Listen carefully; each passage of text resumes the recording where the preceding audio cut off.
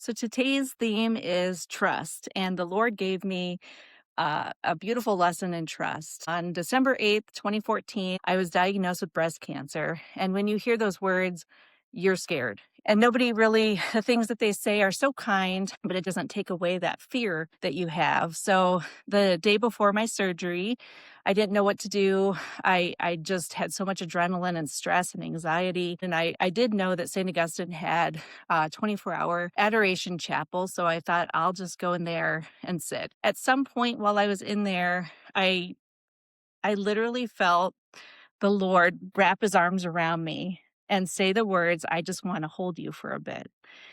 And at that moment, I was just flooded with overwhelming peace and amazing grace that only comes from the Lord. So I left adoration, and later that night at home, I headed upstairs to go to bed, and I stopped in front of my oldest son's room at the time. He was 14, and I stopped there and paused for a moment and had this overwhelming feeling of, geez, I just wish I could hold him again. I just wish I could rock him in the rocking chair one more time. And I just got overwhelmed by the feeling of that's the Father's love for us. That's how intimately he feels for each one of us.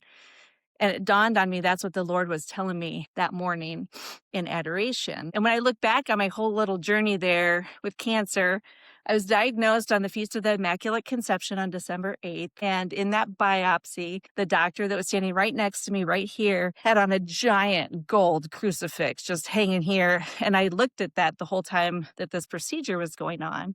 And then when I went into the MRI, you go in face down into this big old scary machine, and you can look through some of the cracks and see the floor. And down there, I saw a darker coloring on some of the grout that was in the shape of a cross. Yes, I went through all of that suffering and exhaustion to battle cancer, and my skin got burned and all of the things.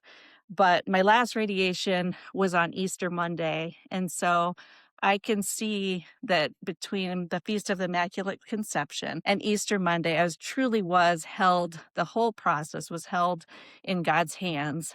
And I feel like for those of you that are out there that feel like you're suffering right now, whether it be a diagnosis or a lost job or an unplanned pregnancy or somebody close to you has passed away, what we as humans sometimes feel as suffering might just be God wanting to hold you for a little bit.